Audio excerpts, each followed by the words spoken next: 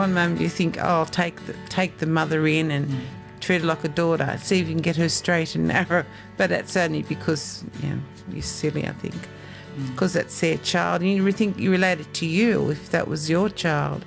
But they're in a totally different situation to yourself or your children. It is a sad situation, but you've got to think of the child first. Retired grandmother Margaret there, speaking about her experience with the birth parents of foster children she's taken care of.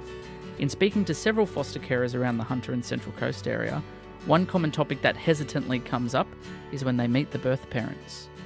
While every situation is different, new carers can feel some resentment towards the birth parents for having their child need foster care at all. But the nature of short-term crisis care is not to judge the birth parents, it's to lend a helping hand for an undetermined amount of time, as Kathleen Clark from Barnardos explains. Really what we mean by crisis is when families experience a crisis. So maybe someone's got ill, they maybe don't have other people they can rely on. And so children might come to us, and they sometimes do, for short periods of time. And we have a little one with us at the moment who'll be here for about 7 days. Mums and dads, as we all know, life can present numerous challenges. Sometimes some people have more resources, they have more family members around to support, they have more material resources to support them, and many of the families we work with, mums and dads, are just struggling and they need someone else to step in and help them look after their kids for a short while they get back on their feet. And we're a service that helps them get back on their feet. While taking care of their first foster child, Taro couple Naomi and Vicky were nervous to meet the birth parents, but they say it was an important thing to get an understanding about how that little life ended up in their hands. They were just as nervous to meet us as we were to meet them. And when we met them, I think it was a genuine relief on both sides that, oh, you're the ones that, have my baby, and it's like, oh yes, we have your baby and she's just wonderful, and we'd fill them in on what she's doing this week, whether it's smiling or vomiting everywhere or... Even if it was vomiting everywhere, they were always happy to know, I think. For me it was important because you have all these images of what the parents are going to be like in your head, and they have images of what we're going to be like, and it was important for me to see that Mum and Dad really did love their Bubba. It was just that perhaps they weren't in a position to be able to do that in what we quote as a normal way. And seeing them was reassurance for me that they did love their bub, and they would do what they can for her.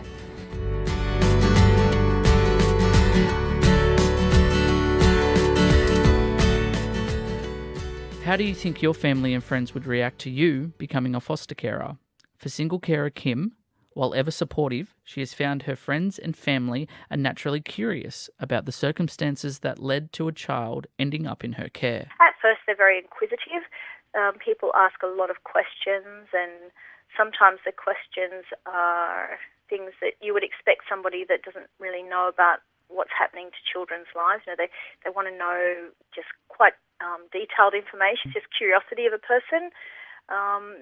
But for me, I think less information is better. So, it's not their business to know what's happening, and they just get on with it. Your children arrive and welcomed and loved, and they're just part of the time in our life while they're here. For Central Coast Cara Gayle and her partner, their family's thoughts were mixed, but their friends knew that they wanted to take care of children any way they could. My side of the family, they're all in Scotland.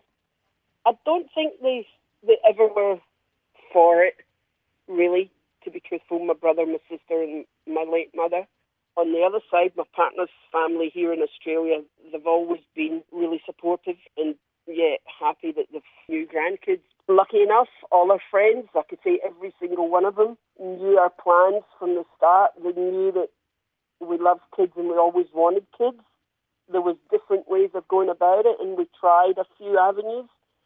But as I say, we ended up adopting because there's so many kids in Australia and need homes. So my friends have gone overseas, friends of mine, and we just thought, no, this kid's in Australia.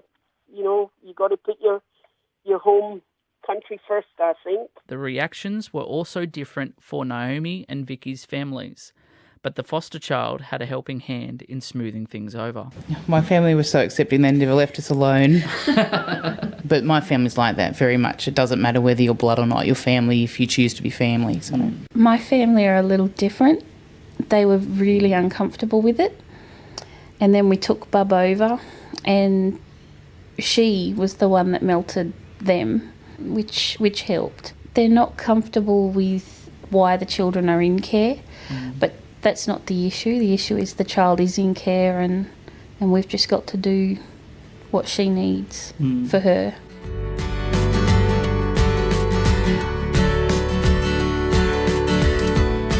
I worried about the baby, where he'd go. When he was time to go, we met the parents, and they were the most delightful. I couldn't have asked for better. You know, I was so relieved, because I'd worry continuously if I didn't like them or I wasn't happy. It's not my job, not my thing, but you still can't help it. But I met the most delightful couple, took the baby. I liked them before I met them at the front door. They came to meet the Bubs, and they were just so excited because they didn't have any children of their own. So this is theirs. So yes, they were lovely people. Retired grandmother and carer Margaret there, speaking about the worry that turned into relief when passing the 7-month-old she was caring for onto permanent carers. In Barnardos short-term crisis care, goodbyes happen often and can bring up a mix of emotions, as Gayle from the Central Coast can attest to. I'm being completely honest now. There's some kids that have left us and we've breathed a sigh of relief but felt overwhelmingly happy for them going to permanent homes. And there's other kids that just... There was one kid in particular, I couldn't hang around for the final goodbyes. I was so upset. I mean, I even get upset now talking about it. I was just so attached to this little fella. And we discussed keeping him, but then discussed all the, oh no, too many, blah, blah, blah. We want to help more kids. Yeah, and that was particularly sad and painful for me. But he went to a permanent home and is now adopted, so it's just fantastic to be part of his life, you know, to help him move on. So you've got to look at it that way, or I think you'd go crazy, really. While you can have a break period in between caring for children, some carers choose to take on another straight away, like Naomi and Vicky. You can have off periods if you want to, but we didn't need one. Yeah. We were ready and are. Usually if the phone rings, there's a sense of trepidation and anxiety that, okay, what are we going to do next? Yeah. Because you can't just hang about. When Barnardos rings up for a social chat, and the first thing they say is, no baby, and I'm like, well, see, I've got to go. So what should you do if you are interested in being a foster carer? Barnardos' Kathleen Clark has the answer. Rule yourself in rather than rule yourself out. Come along and talk to us, phone us up. We're very friendly, and there's absolutely no problem in just finding out more and then going, you know what, it's maybe not right for me now. There's absolutely no judgment involved. It's actually better if people go, oh, well, at least I found out, and you know what, it's not quite right for me now, but you know what, I then had a conversation with my mates, and they've come along and found out about it. So always rule yourself in. If you've ever thought about it, or you're even vaguely interested in it, come and find out. We hold information evenings regularly. It's very friendly. We have cups of tea. You can talk to other foster carers, and our staff are very open. You can ask as many questions as you like. You can take as long as you like. So I would always say rule yourself in first. Foster carer Gayle says the feelings of being there for a vulnerable child and then seeing them go on to permanent and loving carers makes it all worthwhile. The love and the boundaries, the stability, the understanding that you've got to give these kids, it's such a good feeling.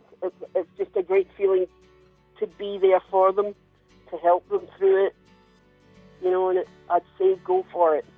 Anybody, single mums, single dads, you know, they can become foster parents too. There's no boundaries, and it's fantastic. It really is, and it's the best feeling ever to see kids that are not permanent go to childless couples or permanent homes. It's just, you know, it makes it all worthwhile. All the tears and all the tantrums just disappear, and you think you've done your bit, you know, you've done what you can to help. For grandmother Margaret, a little smile always reassures her on her choice to become a foster carer. They give as much to you as you can give to them. I mean, a smile, and you've had a bad day, and one smile can just wipe everything away. And for Naomi, while foster care is hard, she says it will have a powerful impact on your life. It's one of the hardest things you'll ever do, but it's one of the most rewarding and challenging and just amazing having these little angels in your house. It changes your life.